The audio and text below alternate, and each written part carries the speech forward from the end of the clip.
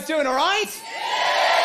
Wow, thank you so much for coming out to the show. I really appreciate it. As you know, I am indeed a ventriloquist. Now, being a ventriloquist, I don't do this on my own. So if you wouldn't mind, could you please give a huge round of applause to welcome to the stage my first character for this evening. His name is Ernie. Well, Kieran, I had a pet mouse called Eldis. All right, but my pet mouse, Eldis, died today. Oh, Ernie, that's so sad, yeah. How did he die? Well, Kieran, he was caught in a trap. No,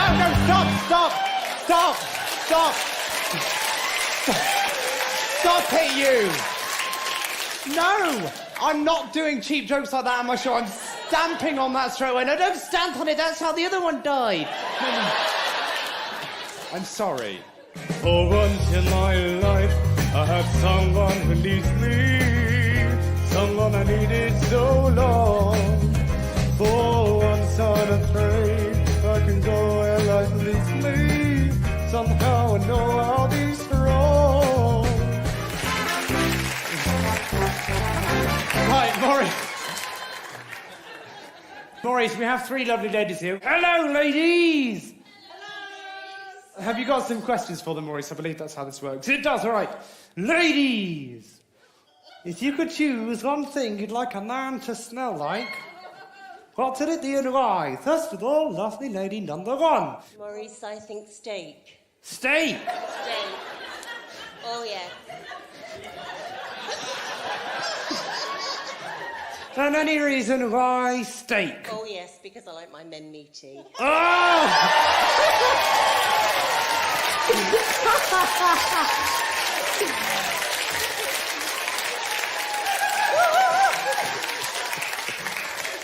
I have a favourite!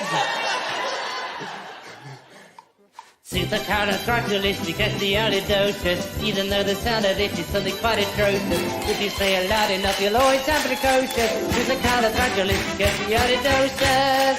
What word? Supercalifragilisticexpialidocious.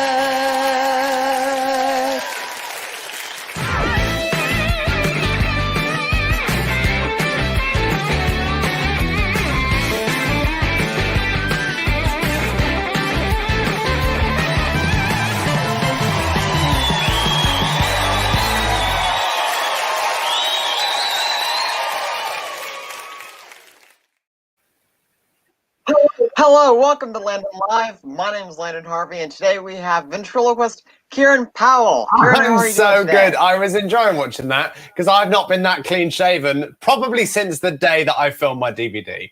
As you can tell, this is lockdown, Kieran, that hasn't been on a stage in, what, 4 months now? How long has it been? I've lost track of time. I don't know what's going on.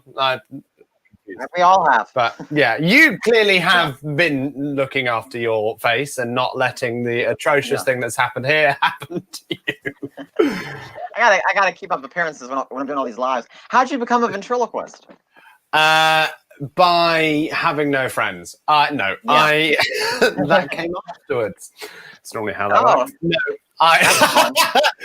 No, I saw a video of course, you know, Jeff Dunham. On YouTube. I saw Ahmed the Dead Terrorist on YouTube. It's one of these things. I'm used to explaining this story to people that have never heard of any of these people. Then I'm like, oh yeah, a lot of people will obviously know everything I'm about to talk about. So I saw Ahmed when it went viral back in 2011 or something, whatever that was. No, earlier than that. Anyway, whenever that went viral, I saw that. I was 11. There you go. It was 13 years ago. And I was like, cool, that's what I want to do. Which obviously is not the most appropriate video for an 11-year-old to watch because it's a bit rude, but it's fine. Yeah. And yeah, I was just like, cool, that's what I want to do. I wanted to be a magician when I was 5. So that was my thing for a little while. But something didn't quite feel right about magic. I think I worked out, I did some like psychoanalysis on myself, and I think I worked out that as a magician, the trick gets the reaction, not the person. Whereas as a ventriloquist, you get all the reaction. Everyone knows it's you doing it. You're the star. It's not that you've paid $150,000 for an illusion. You are the talented one. Ignoring how much the puppets cost. No one cares about that. You get the reaction. So I think, I don't know. I just something clicked. It felt like the right thing to do. So I just taught myself way back when. Wow. That's really neat. And that's a great, That's a great way to differentiate that. Did you ever do magic shows for your community or anything like that? Like I did them at school, and when I say at school, like this is like preschool. I don't know what it is in the US, but I was like 7 or something, or 8. Okay. And there was some like school talent competition. And I wasn't going to get to this, but I think I have the photo that I'm about to talk about in my favorites. So it's really easy to get to. I've lied. No, I don't, but I have another one which is sort of relevant. Well, this kind of shows it. This is how old I was. I went through a stage whilst being a magician when I decided I should be called Mr. Magic Man, and I was going to be a magic clown. And that, if I can just get my camera to do its oh, there we go. Where is it? There it is. Yeah, that was oh wow.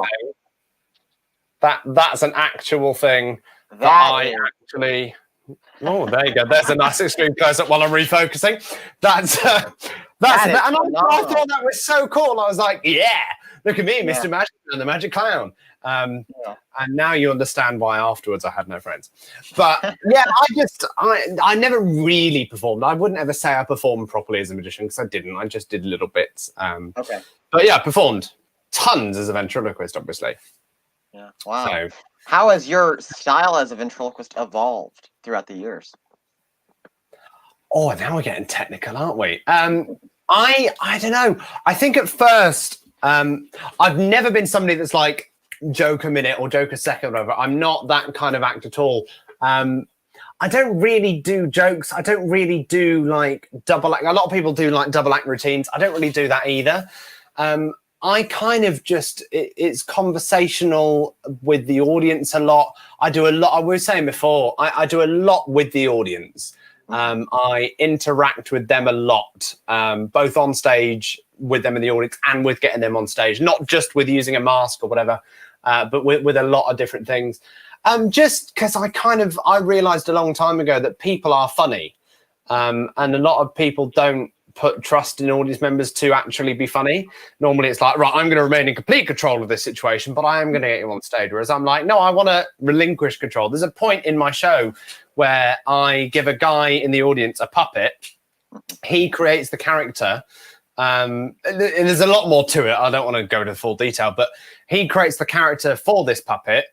And then I give him a script and I go sit in the audience and watch him perform his own ventriloquist act. And literally, he could read the script, but so many times they've not. And it's not even like I'm on stage and I can regain control. Like I'm in the audience. So what then happened is I've become a heckler trying to like steal back my own show in a way. Like I give all responsibility over to this volunteer. Wow. I do a lot, like the bit I won't explain, the build up to it. There's a lot where I kind of work out getting the exact right person on stage. Sometimes I've spoken to 8 or 9 people in the audience before I decide who to get on stage. Because obviously, even though they don't, I know what I'm going to need them to do 10 minutes later. So, yeah. And then I end up going back on stage, giving him a wig. He dresses up as Dolly Parton in a dress and with big balloon things. And we do a duet of Islands in the Stream, obviously. How else would you end it? Wow. What a perfect ending. I love that. I can't wait to see this act being performed all across the world. That's really great. That's really neat though, because by calling someone up, having them become the ventriloquist act, and you heckle them, you're even the worst it could possibly go is still an opportunity for it to be funny. So you really can't lose. Yeah. I mean, I want them to try and take over, and like the best fun. If I get, this is why I talk to people so much beforehand. Because if I get somebody who just kind of goes, "Good evening, everybody. I'm here today with my friend. Insert name of puppet." Which, like it says on the script, I'm here today with my friend. Insert name of puppet. Now, when they create the character, they've already told us what they want the puppet to be called. But 9 times out of 10, they read the words. I'm here today with my friend insert name of puppet, which is obviously funny, right? We get it. Yeah. That's a joke. Of course it is. And then they normally go insert name and then says the name. But sometimes they just go, I'm here today with my friend insert name of puppet. Why don't you say hello to everybody? And it's just like deadpan-y, like, Oh, that's not what I want at all. I want somebody to come up and go, good evening. This isn't funny. Hi, Ron. Hi. Like, that's amazing to me. If you're going to come up and literally not do anything I want you to do, I love that. And it becomes this like battle. And then it's suddenly more than a ventriloquist act. It's like this comedy battle between you and some random stranger. It's just, I love it.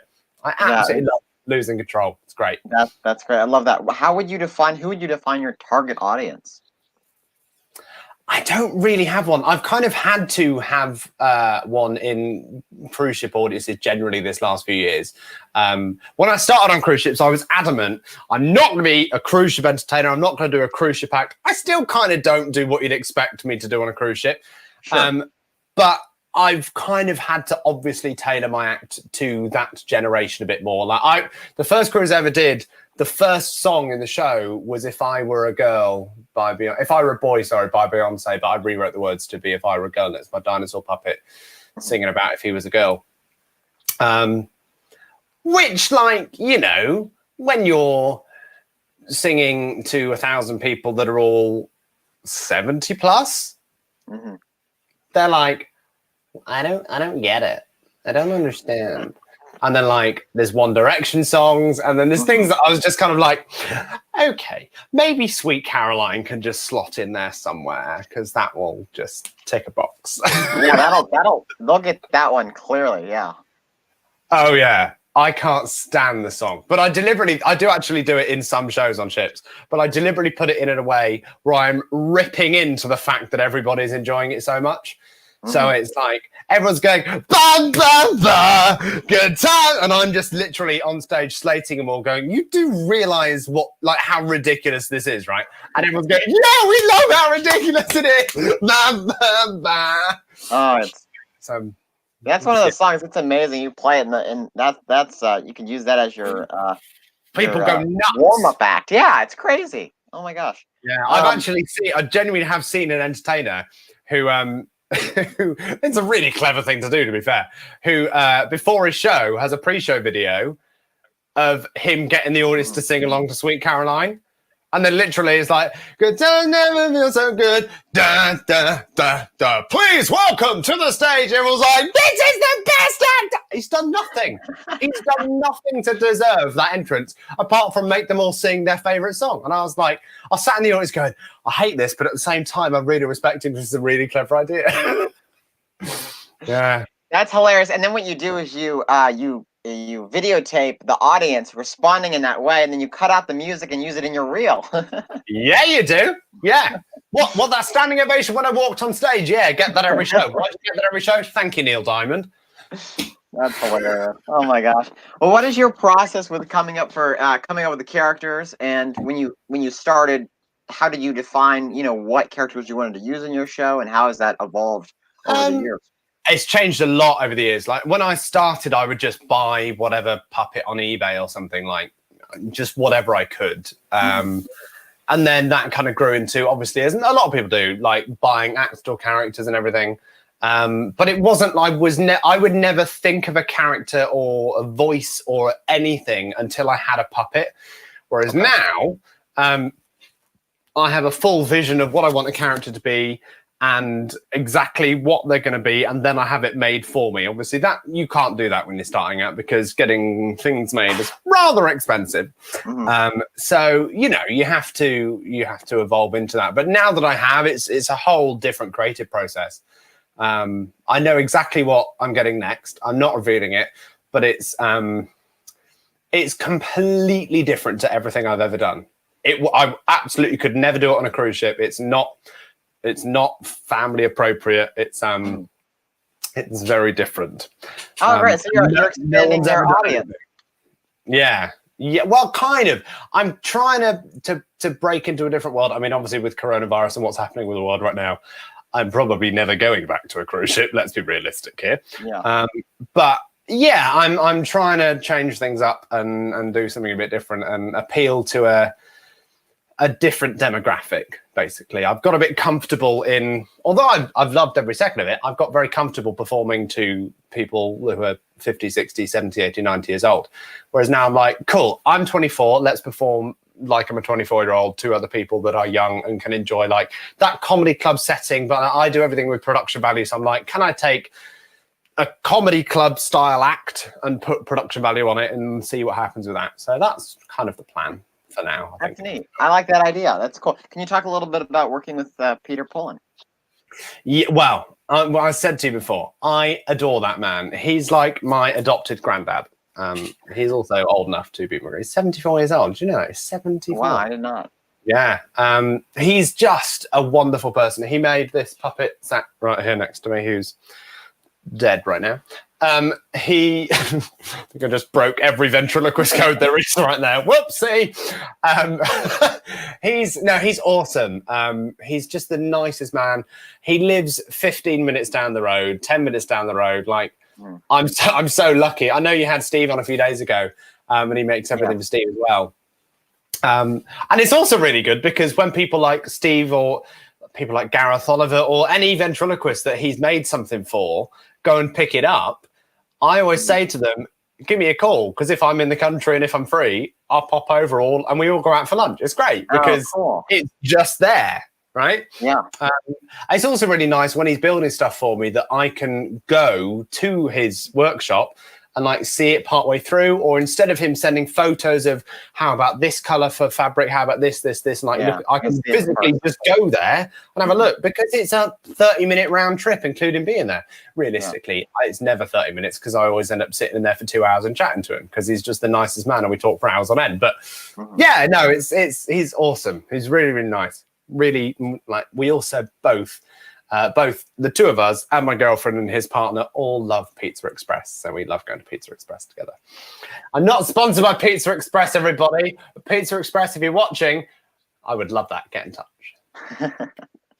Well, what I love about Peter's work is that it's everything he builds is unique, and he doesn't have a defined style. Everything is very, like, you can tell the hours that have been put into it, and it's very, everything's patterned to the specific puppet that to fit the needs of the performer in it.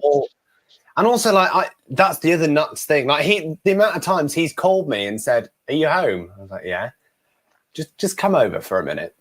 And like, I can tell you one of these things. There was one extra figure in the shop that I can't tell you about because a lot of these belong to a private collection, which Pete restores all of these puppets for this person's private collection.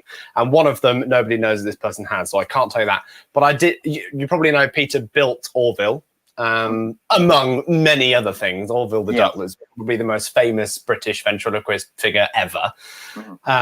But so I went into a shop one day when he was restoring To Sooty, another very famous English puppet. The Diddy Men, again, very famous. This is all very British, but like, if you speak to anyone in the UK and say, name some puppets, literally this is the list they will give you. So he was restoring some Sooty, some Diddy Men, 3 different Orvilles, and was making 2 new ones for this private collector as well, because he'd made them in the past. He was making an emu and something else. And he'd made those characters originally for the ventriloquists, or emu wasn't a ventriloquist guy, it was Rod Hull, but he made them originally, but they've since been destroyed and don't exist. So he's making a sort of replica for this collection. And like I said, there's one other that is the most famous ventriloquist character in British history. Like, it's just that. And he had the original incarnation, the first one ever made, in his shop. All just sat there in this workshop 10 minutes down the road. And I was just like, huh? This is insane. Yeah. So yeah, it's really cool. And I went in the other day and he was building this 6 foot, like actually 6 foot in real life, Russian female bodybuilder who is 90 years old. And like, but it's nuts because it's got this solid big like foam but solid body with a like old traditional trigger head. And then next to it, like, he's making me a second one of these. Like, this is not cast in any way, it's all foam. I'm like, how can you do that at the same time? Yeah. No, he's such a clever man. Such a clever man. That must be a neat thing, though, from a builder perspective, going from working tinkering with a hard figure to a soft puppet. And then also, I'm sure that he's had builds where he's merged the two. All the time. Yeah. He's done some really cool. Again, so many things that I've seen in there I'm not really allowed to talk about, but he did this really cool one for a guy that does a load of online content where it's like a mechanism that no one has ever even attempted. Like it went from being a normal, nice-looking face to at the pull of one trigger, the eyes flip around, the whole jaw detaches, teeth come out, and everything goes red, and it becomes a devil like that. Wow. Like it goes from being a normal-looking figure, the mouth works, the eyes work, like individual blinkers, like eyelashes, everything, like a full face, and then you pull one trigger and it just goes, and like it's like unlike anything I've ever seen. And it was he was refining some stuff, and he was like, "Look at this," and he's like, "Oh yeah, it's really nice." And then he pulled this thing, and I'm like, it actually like is shocking and disturbing. Yeah. He's done some really, really cool stuff. I'm a massive fan of his. And also, he's amazing at animatronics. And I build loads of animatronic stuff myself.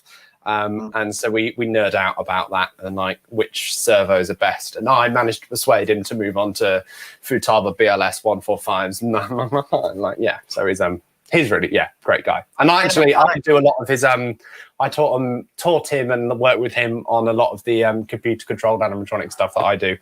Because he's never really got into that world. He's only ever done animatronics for live control. Whereas I do it all computer controlled nowadays. So I showed him how I do all of that. And so, yeah, I don't know if you can tell, but I quite like him. Yeah, no, it's been amazing. I'll have to interview him sometime. So when you talk about animatronics, are you talking about you do that for your show and your characters, or is that a side thing? Okay. No, so I build stuff for myself. I've had a few requests to build things for other people. At the moment, it's genuinely just down to the fact that I don't actually have a workshop. We moved house at the end of last year before. Anyway, we moved house, and I no longer have a workshop. I'm building a workshop at the moment. Thank you for lockdown. But yeah, so once I have that up, I'm working on a couple of projects and doing some nice things. Wow, that's neat. How would you define your writing process for your show? We talked about this a little earlier, how you don't write this typical like setup punch joke. Yeah, but when you started, was it always more audience involvement and more finding that relationship between? Okay. Yeah, I can count on one hand the amount of actual jokes I've ever written. I'm more proud of those jokes than anything ever. All right, I'll put one of them out here right now. Okay. So the only style of joke I can write is like the ultimate bad dad joke. Anyone that's watching, if you want to put this in your act, you won't want to because it's so terrible. But please be my guest. I would love for this joke to take over the world. This is one of a few. Ready? I went to see a comedy show the other day. Saw this great female comedian do this hilarious routine about allergies. Go and Google her. Her name's anaphylactic. Because anaphylactic's a thing, it's a shock that you get when to do with allergies. And it also sounds It's even better when you explain it. I love it. So that right there is why I don't do jokes. I don't really have a writing process. A lot of stuff I write on stage unintentionally, as a lot of people do. I film or audio record literally every show I ever do. Because I do so much audience interaction. When if someone says something, I can be funny in the moment. I always say this: I'm not funny in everyday life. My girlfriend is much funnier than I am when we're in social situations or whatever. But I can be funny on stage when I'm doing my job. That's when I am funny. Any other time, I'm quite boring, really. And so a lot of the time, someone will heckle me and I'll come up with something ridiculous back. I'll say something off the cuff in the moment. Doing my show, as I've been doing from home, my live show every evening, I never write a script. I write a structure of what I'm doing and I just talk. And sometimes I come up with something really funny. Really stupid example. Not even that funny, but I did a lot of work on a ship called the Caribbean Princess, or as Americans would call it, the Caribbean Princess, right? So I walk out. I was on the ship every other week for 3 months. I walk out on stage. The first thing I said, no one's ever heard of me. No one's ever seen me. They've just gone to see whatever's on in the theatre that night. Like, oh, some puppet boy, whatever, right? And I will count. Good evening, Caribbean Princess. How you doing? Sorry, I should say before I start, I will be calling you the Caribbean Princess tonight, not the Caribbean Princess as you say. I'm English, so that's how we say it. And because I'm English, we invented the language, so I'm right. Anyway, it's lovely to be here. And like, I said that off the cuff randomly the first time I was out there, and I was like, yeah, that's staying in. Then the whole summer, that was how I opened the show. And I enjoyed that even more because I said it immediately. 800 people are like, oh, he's this confident British lad who's telling us how we should talk. That was like a country accent from the UK, then that wasn't American at all. Anyway, and so it's something that was that like an uphill battle for me to try and win them back. And I really enjoyed it. Wow, that's hilarious. Yeah, they're all fuming at me. They're like, why are you saying we say things how we want to say? And I'm like, I'm so sorry. Just the entertainer. That's really funny though. I think it's interesting how you can just with a pause with a puppet or have a puppet look at someone, you can get a laugh, and the way you convey something to an audience is just there's so many different ways to make an audience laugh, and that's always why I like to hear how people approach that. I just make it up on the spot. Now, you've been doing cruise ships for a while. How'd you get into that, and how long have you been doing those for? I never wanted to. So, true fact, this is not in my defense. No, it's not even. I didn't want to because I can't swim. I'm scared of water, and I'm scared of boats. Genuinely true. Cruise ship, my worst nightmare. And when I was 17, the people who are now my agent for ships got in touch and said, hey, we've seen you on YouTube. We'd love to book you on some cruise ships. And I was like, not for me. I don't think, no. And then that turned into, oh, wait, you're 17? Oh, we couldn't even if we wanted to. We can't actually book you till you're 18 because you're legally not allowed to work on there too well. So I then waited till I was 18. They were like, look, come on, I know you don't want to, but let us put you on a 2-night mini cruise from Southampton back to Southampton. And then if you don't like it, you never have to go on it ever again. It's 2 nights of your life. I was like, all right, fine. And that was 2 weeks after I was having this conversation. So I had no time to think about it. It was just like, let's go. Let's just do it, right? And I did. And then I was like, rather nice, isn't it? Like, I had no idea. I was saying to them when I was in the office, I was like, do I need to take a sound system and lighting rig and like my own set? And they were like, no, it's fine. But I had no idea. I thought it's just going to be 100 people in a rubber dinghy. I had no idea that they're huge with the most spectacular theatres in the world. Like, I had no clue. And yeah, I went on and I was like, oh yeah, this is kind of cool. And then it kind of just spiraled out of control, and I was doing 45 a year for the last 5 years or so. I've been doing it for just over 6 years, and about 45-ish for the last 5 years. So it really quickly kind of turned into, oh yeah, you're doing nothing but this for a while. But it's great. I've been to 120 countries and I'm 24 years old. I can't complain. Life's pretty cool. Yeah. Yeah, it seems like from my point of view, I've seen a lot of performers talk about, dying as a performer on cruise ships, when you do that in your later career. So if someone were to ever do cruise ships, they would do it at the beginning, see what it's like. And just, I kind of used it, the way I've always explained it is I used it to practice. Like, instead of practicing to 50 people at some random... Everything's controlled. Yeah, right? Whereas I was practicing in these 1,000, 1,500 seat theatres, doing 2 or 3 shows in a night and doing that 2 nights in a week consistently all the time. So I went very quickly from kind of doing quite big shows myself to being like, oh yeah, you've got to hold 1,000 people and keep them entertained and engaged for a full length of a show. And so I very quickly had to learn how to be a full entertainer, not just like have a 5-minute act. There's a very, very different thing between being able to do 2 or 5 minutes and being able to hold an audience for 45 or longer, because like I say, my show is often very full of improvisation and getting people on stage, and quite often it wasn't 45 minutes. And if any cruise directors are watching from many ships I've been on that you didn't want me to do over 45 and I did, I'm really sorry. My show was regularly an hour. Terribly sorry. But that's the thing, like I learned very quickly, and it, like I say, it's something where you go, oh, right, you've got to be a true entertainer. And I learned how to be very big very quickly and kind of got acclimatized into doing that. And it was the best practice that I could have ever had, because I I learned from a young age and like the start of my professional career how to perform in these massive venues and do my own show. So it's taught me so much. It shaped me as an entertainer completely. Wow. Yeah. So I got quite serious then, didn't it? What was that about? We're getting deep. We're getting deep. So you said you were 17 when you started cruise ships? I was 18 when I first 18, went on. okay. My agent So was wanted that? to go with us. Did you have the material and everything ready, or were you just kind of thrown out there and you worked I on it from on there? paper I did a tour of the UK when I was 17 doing my solo theatre show. It was a disaster, but that's not important.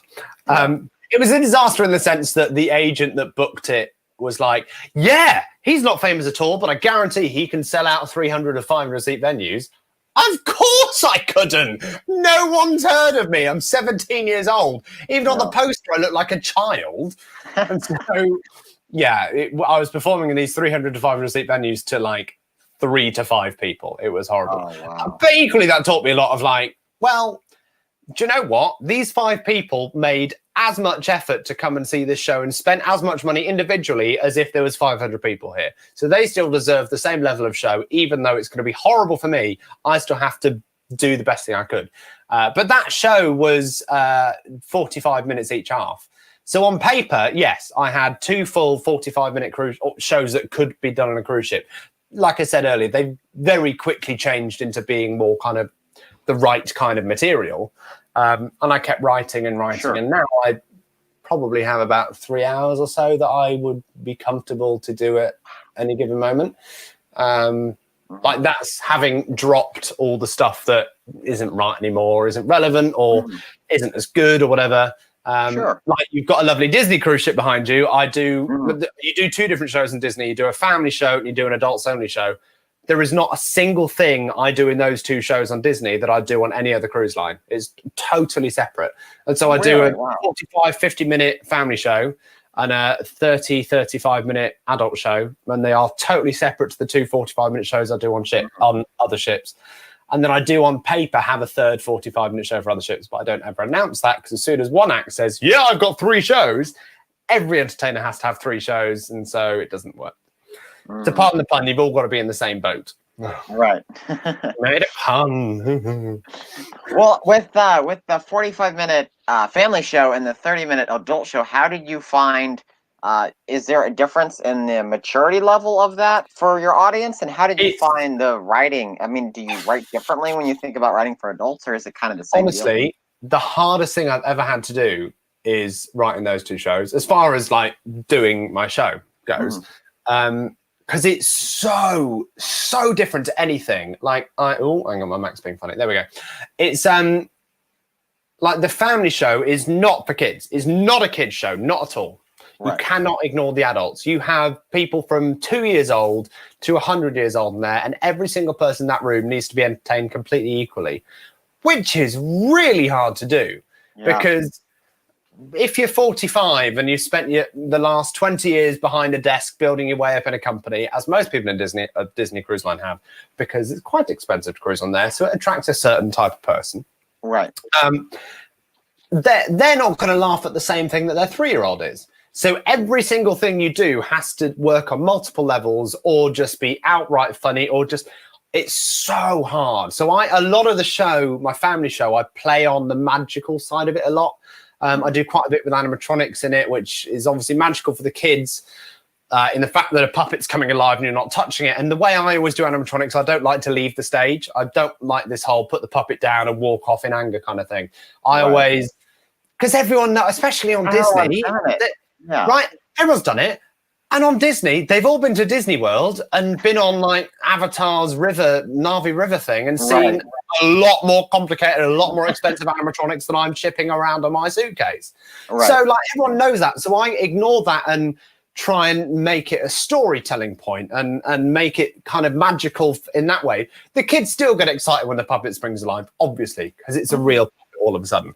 Yeah. But I try and tell a story in a way that it makes the adults go, Oh yeah, and I've had so many parents come up to me after shows, or even on other cruise lines where they haven't got their kids, telling me that made them cry, and it's like brought up emotion in them. And I'm like, I'm a comedy act, and I'm making people cry by telling them a lovely story, kind of thing.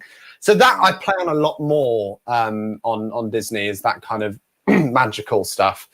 I love that. And then in the adult show, totally different. It's not what I thought it would be at all. So I kind of went on thinking I would do sort of what I do on my normal cruise ship shows. No. What you have in a Disney adult show is a room full of sometimes 20 people, sometimes 400 people. And it often changes. It's not like once in a blue moon you get a rubbish house. There's so much going on, and it depends completely on the length of the cruise, on so many things. So sometimes you're performing for 3 weeks in a row to 20 people. But it's 20 to 500 people who are predominantly 20 to 50-ish, and all quite drunk. But you cannot be rude in any way. Oh, wow. So you've got to perform to drunk adults who have finally got rid of their kids for the first time that day. Maybe the first time in a few days. They finally, because it's an adults only part of the ship. Kids are literally not allowed in after 9 p.m. and this show is always at 10 or 10:30 or something. And so they're like, no kids, let's go crazy. So already they want to get drunk and have a party and do some really fun stuff. And suddenly it's like, hi, I'm a puppet boy. I'm going to come and entertain you all. They don't want to see you already. And then you can't be rude. It's like, huh? So going back to the fact that I do a lot with audience members, I've worked out many ways where I can make audience members do the rude bits for me, even though I'm literally telling them what to do. Again, I don't want to give away every piece of material that I've ever come up with, but right, of course. I do a thing, I won't explain too much, but I do a thing where basically it ends up with 2 adults on stage saying pretty much every curse word that's ever been written. I don't say a word. I'm not being a ventriloquist and making them talk. They are actually saying it into a microphone, and I get away with it because it's not from me. And so it suddenly, like the ticking of the box of being rude is ticked, but not in a way that will ever get me in trouble, or indeed anyone can complain about, because it's one of them that's doing it. It's like the person that was sat next to them. If somebody would be offended by it, they're like, oh, it's Chuck, isn't it? Oh, it's fine. We'll get him a drink afterwards. Like, it's fine. But if the act goes up on stage, it's not going, you're a like, you can't do that. Of course you can't do that. So it's right.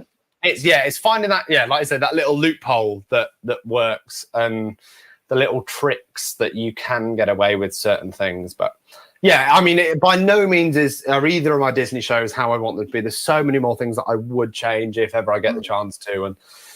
But yeah, they're heading in the right direction. Do you feel that you have to address the audiences in a different way too? Because you're playing to a larger crowd when you do family versus more of the... Kind of, yeah, I play the show differently. I never really address people in a different way, in the sense that I hate the phrase "ladies and gentlemen" with a passion. It's the worst phrase anyone's ever come up with, because what it says to me, if you say it in your act, you carry on. But for me, it's like, ladies and gentlemen, with me going, you're the audience, I'm the entertainer, leave me alone, I'm going to do my thing. Like, if you're in a casual conversation with friends, you don't go, good evening, ladies and gentlemen, or hello, ladies and gentlemen. You go, hey, you all right? Hello, how you doing? How's your day? Like that, you just talk normally. Right. So I go out and talk normally. I talk to an audience as if I'm talking to one person, because sometimes there's one person. But equally, it makes it, if there's 1,500 people, it makes it personal. It makes it feel like I'm talking to you directly. And so I don't change it in that way, but I do give it a bit of a different energy. Like when I'm doing the family show, you've got to be a little bit more smiley and like, isn't life great? Whereas in the adult show, being British, I could be a bit more sarcastic. Right. Like I say, yeah, I know the last thing you want to see is a puppet show right now, but welcome my little friend, boys and girls. Sorry, no, we're not with the kids anymore. Like, you can have a bit more fun, like make fun of yourself a bit more. Whereas if you're doing a show as a family show, the kids are like, we don't get it. So it's just about the material side of it, really. Yeah, wow. It's very complicated. Yeah, there's a lot of moving parts there. Yeah. Crazy. What do you think is the future for cruise ships, knowing that you've performed on them for many years? Oh, Considering I've worked for Holland America Line for a long time, and they just announced this morning, that they're selling 4 of their ships. Oh, wow. I don't know. Yeah. It's certainly going to be very interesting. I don't think I will be going back to it. I'm very grateful for everything that I've done on cruise ships. But I think for me, I would rather, I said I would do ships for 1 year, get lots of great practice in, and then go and start my career and do all this cool thing on land. And then like 6 years later, oh yeah, I'm still here, aren't I? I'm still doing the same thing. Like, I'm rewriting stuff all the time, but like I'm still doing fundamentally the same thing, which is never what I wanted to do. And so I think this has kind of given me the kick to do the things that you want to do. So like doing my show in here every night, although I kind of envisioned it would be in a TV studio and I'd be paid a hell of a lot of money to do it. It's still a different version. Again, it's me having a great practice and working out how I would be as a TV host kind of thing. And yeah, I just think it's time to do something a bit different for me. But I do think cruising will recover. It will take a while. We're not talking like this coming January. We're talking like 2022. It will probably get back into full swing. I think some ships will start. Like the ships at like full capacity, like they used to be, type full swing. I think it'll be down to 2 things. It'll be down, first of all, in the direct future if they find a vaccine, which right in front of me, a news article just popped up saying a UK coronavirus vaccine is working. The Oxford vaccine that they are testing currently is working, and it may be rolled out by September. Like, if that works, and right? If that happens, and we can eradicate the virus or make it no longer a threat to public safety, cool. Yeah, we can resume normal life. But the issue with that is, like, are people going to freak out thinking that there'll be something else? Because there's always something else. There's always something else coming out. There was an article 3 weeks ago about the fact that 20-something people in central China had the Black Plague. Like, that thing that we thought was eradicated in the 1600s. Yeah, that's back. So, like, there's so many ifs and buts, but I kind of think that the world will relax a little bit and go, okay, we had a big one, and now we'll just go back to maybe getting the flu occasionally, and things will go back. Because the flu's always been here. Yeah. There's also a lot of arguments to say that actually on a cruise ship, every single thing is cleaned every single day, multiple times a day. There is a medical center on board the ship. So if somebody gets sick, then immediately everyone that's important knows. And if it's something that could threaten everybody else, suddenly everyone's going to know instantly, because it is even though it's a closed environment where things can transmit more easily, it can be stopped more easily when it's picked up. Whereas if you go on a city break or something and you brush shoulders of 4 people that have the virus and you catch it, and you're never going to see those people again, you will catch it not knowing and then pass it on to everyone else. Whereas when you go back to the ship at night and you go, you go to the medical center, they test you, right, you've got the virus, suddenly quarantine everybody on the ship until they can test everybody. So if anything, actually, I think it is a safer way to go on vacation in the future. I think it will take a bit of persuading to get the world to understand that. But yeah, I think it will recover. I think it will come back. It's very warm in here. Just gonna. Well, on a happier note, I'm my biggest fan. That was actually a joke. My biggest fan. It was an actual joke. Not my joke. Didn't write that. Obviously, that's been around forever. Yeah. Don't know if you can tell I'm going slightly mad today. It's been a bit of a long day for me. I had to get my car to be serviced at 8 o'clock this morning. Oh man, that is that's fun. Boring, isn't it? Yeah, it's very, very boring. I know what you mean with car troubles. Could you share a favorite show memory and maybe a memory from a show that went crazy, or maybe not how you were planning it would go? These always make for fun stories if you have one. Oh, I have many. Well, like I said before, because there's so much audience participation in the show, anything can happen. And indeed it does. I don't know if I'd say it's my favorite, but one that sticks out in my memory, I was on the Regal Princess, a cruise ship. Oh, God. I'll have to censor myself for some of these things, but I will, don't worry. Sure. There was this the thing where I get the guy on stage and get him to read something, right? I was doing that routine, and this guy in the audience, I'm trying to decide it. No, that's probably not appropriate to say what he said. Anyway, when I asked him what he does for a living in the audience, he said something that was very funny.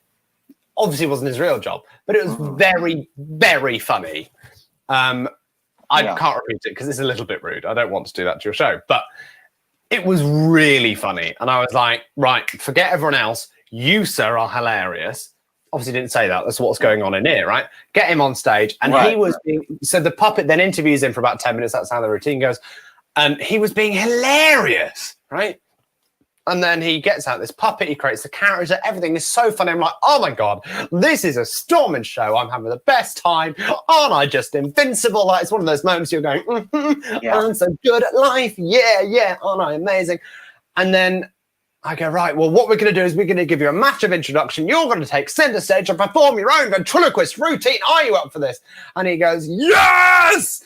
And so the music starts, the lights start going crazy. And at that point, they always turn off my mic just so I can, like, hand him the script and just say into his ear gently, just read what's on the script into the microphone. No, nothing else matters. You're going to be hilarious. They're going to love you, right? Just a nice little mini pep talk over the music. No one hears it apart from him, right? Sure. And at that moment, he looks at the script and goes, I'm dyslexic. I can't read. And like you go, but you know, you wouldn't think of that. This guy's, you can be the most confident, funny person ever. But like, so that's why I asked so many people so many questions beforehand to work out, because I know I'm going to need them to read and do this and that, right? So if somebody says they're a pilot, you know that they're going to be relatively intelligent, and also because they're a pilot, should have relatively good eyesight, right?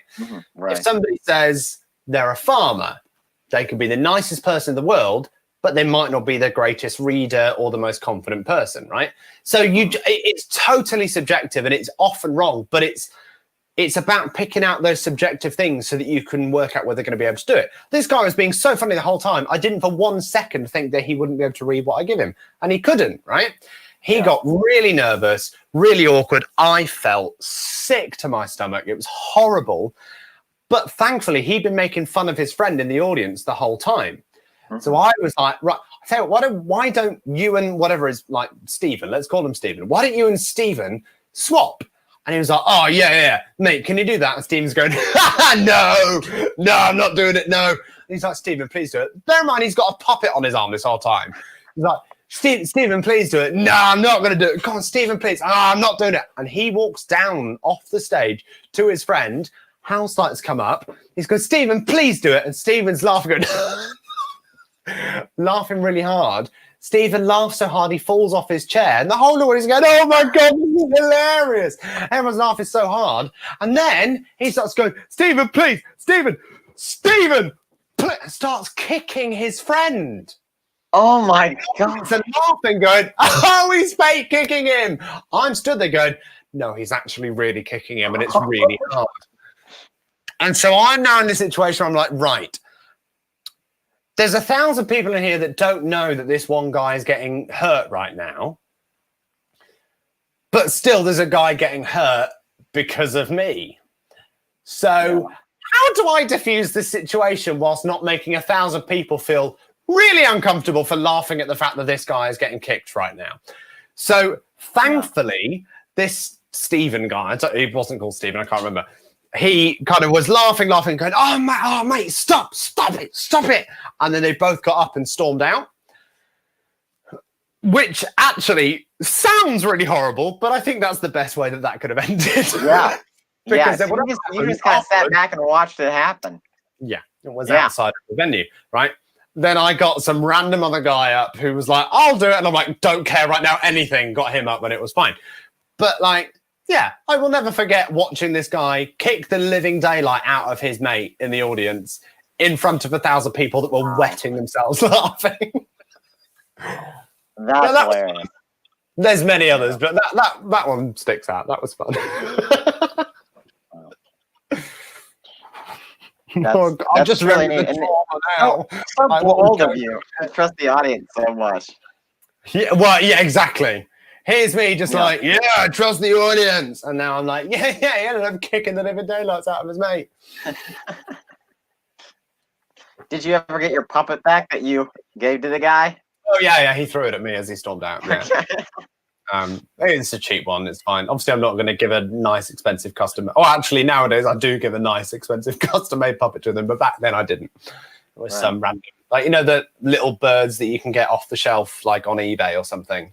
They're like $20 with a squeaker in the mouth. It's one of them with the squeaker cut out. I'm pretty sure everyone did that at some point. Got one of the birds and cut the squeaker out of the mouth. Yeah, it was one of those. But now I have a nice custom one that I give them. I think, is it here, actually? It might be on this shelf somewhere. I say this shelf. I have a case downstairs that I half unpacked. Oh, yeah, it's here. I'll tell you what. Let's give a little shout-out to Ian. Phenomenal. He is an awesome new builder in the UK. And he made this for me. It's very he's gone full screen with me. Full screen. Technology. Yeah, so Ian made me this, which is now the puppet that I give to an audience member. It's a nice little cool. Yeah, it's a cool little one. Yeah, beautiful. And I love the colors on that. Extended neck with look at that. Like separate. I don't know technical terms. I don't understand these things, but it's very cool. It's got a nice shape and everything. Super neat. Totally soft. And so for me, everything has got to be able to pack as small as possible. This thing compresses completely flat. It's really lovely. So yeah, that's so nice. Yeah. That's the one I now give to audience members. Phenomenal. There you go. Well, what have you been up to lately since the pandemic? This world of purple backlight in here, doing my Keep Laughing show, as I call it. I started by doing it. Sorry, go on. Oh, tell us about the show and what it entails. So what it entails is that the mic that you have clipped on your shirt, Kieran, keeps pulling it and making it look like a V-neck, which it's not, and that really annoys me. No, so it's not really ventriloquism at all. It's just silliness. I started it at the start of lockdown. A local theatre got in touch saying, who obviously had to close, saying, we're turning the theatre into a production studio, TV studio. Would you be interested in doing a weekly show with us? And it's literally like 3 minutes away from my house. I was like, yeah, that'd be awesome. And then the day before we were going to go in for a final meeting before doing any pre-production stuff, the government said, do not leave your house unless it is completely essential. You can leave once a week for a shop and once a day for an hour at a time for exercise. And it was like, I can't really classify going to a theatre to do a silly show as essential. So it felt wrong. And it also, I was kind of thinking, anyone that could watch it would probably boycott it, thinking, well, how come he gets to leave his house? So it all just didn't feel right. So I decided against it. But then I was like, do you know what? I still want to do it. So I own a ton of kit, as you might be able to tell. If I turn off the studio lights, I own some nice stuff. And that's, I have 3 cameras. Full screen again. Beautiful studio. Thank you. There we go. So there we go. I mean, it's slightly messy at the moment. I did a game show this evening where you end up throwing stuff all over the place. So it got a bit messy.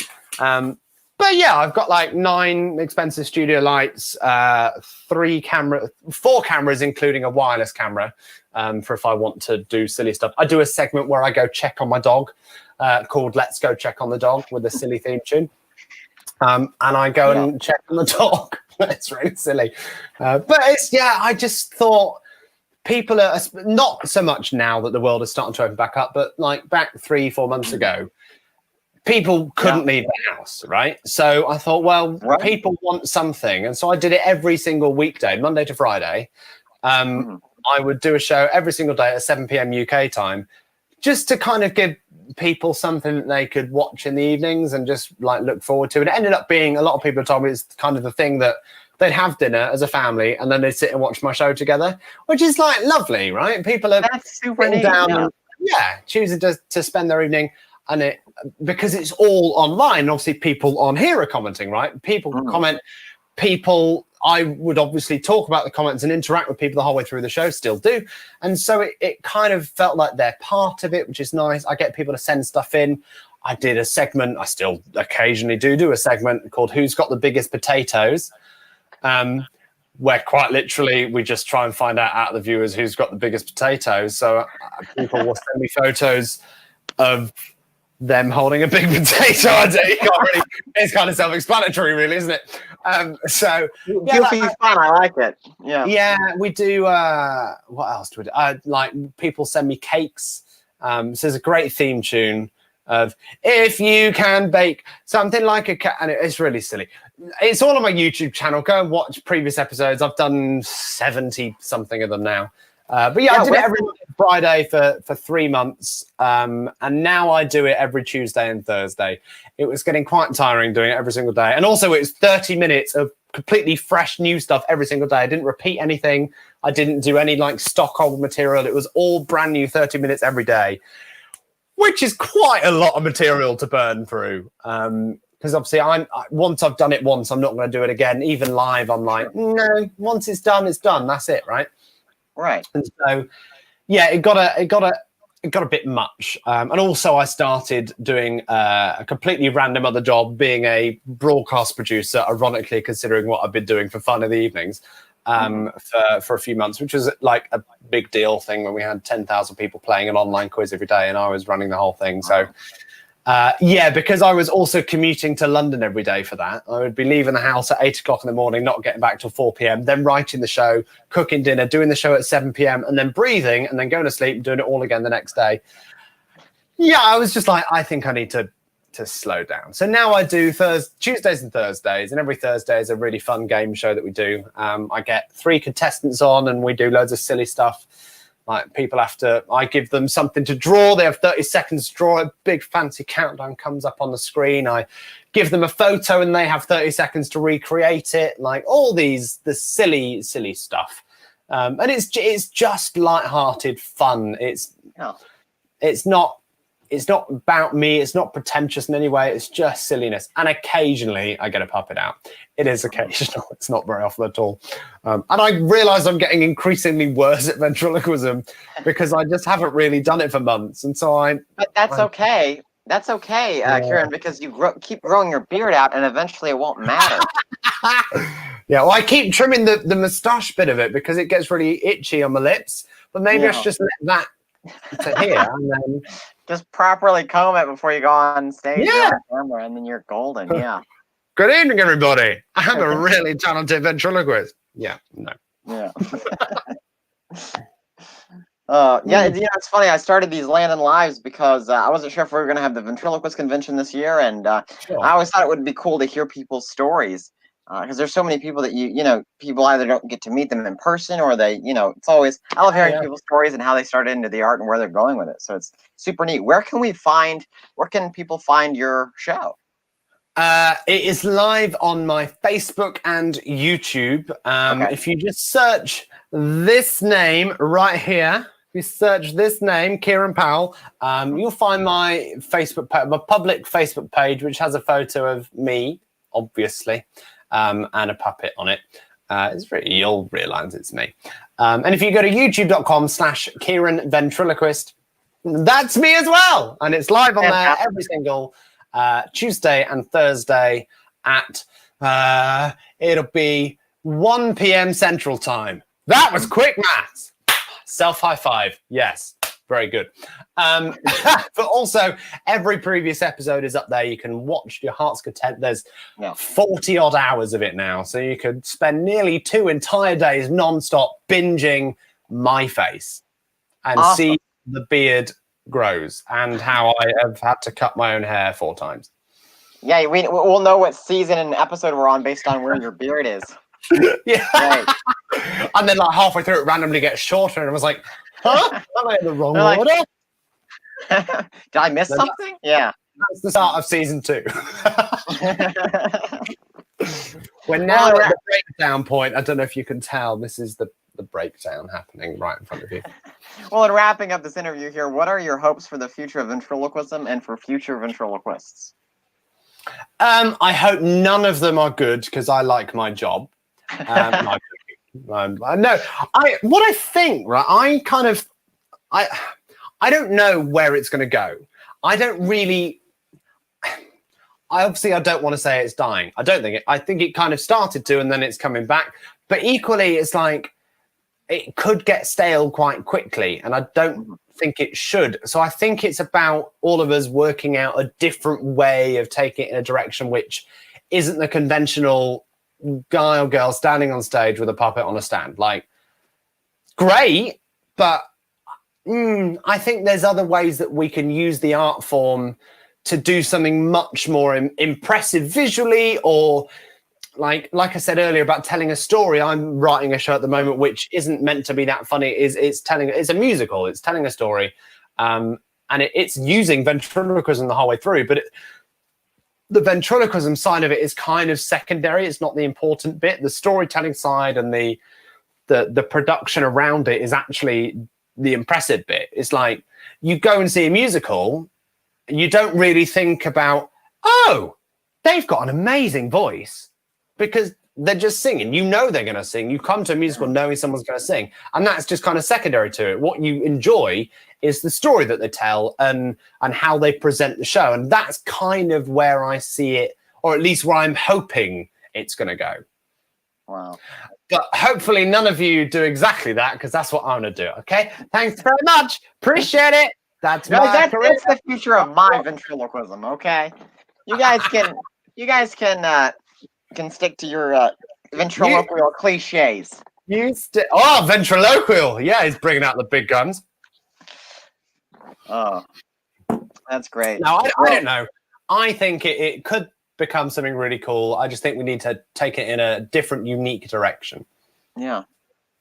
And be original to yourself and your material and your characters. Be original. Except if you want to steal my terrible anaphylactic joke, be my guest. Actually, I think I saw Bob Rumber earlier make a joke in response to that. Where did it go? He said it's a great joke for antihistamine. Yes! Well done, Bob Rumber. You're a much better joke writer than I am. That's a perfect tag-on joke for that. Look, we're already writing. We have already got seconds of material on here for free. Not my style, so someone else have it. It's not for me. Yeah. Next convention, we're going to see all these people using those flu jokes. Every single show. Hey, you hear about this girl anaphylactic? Yeah. Her auntie's got antihistamine. Hey, thanks for coming, everyone. Yeah. Hey, I'm going to do a story for you. Here's a bit of a musical. There you go. That's what you can do, Kieran. You can just put it to music. Cool. Yeah, that is exactly what I... Yeah. Oh, my God. Well, that's phenomenal. Kieran Powell, thank you so much for spending the time and sharing your story in ventriloquism. Thank you for having me. It's been lovely. Awesome. Thank you guys for tuning in, and we'll see you next time on Land and Live. Thanks, everyone. Bye.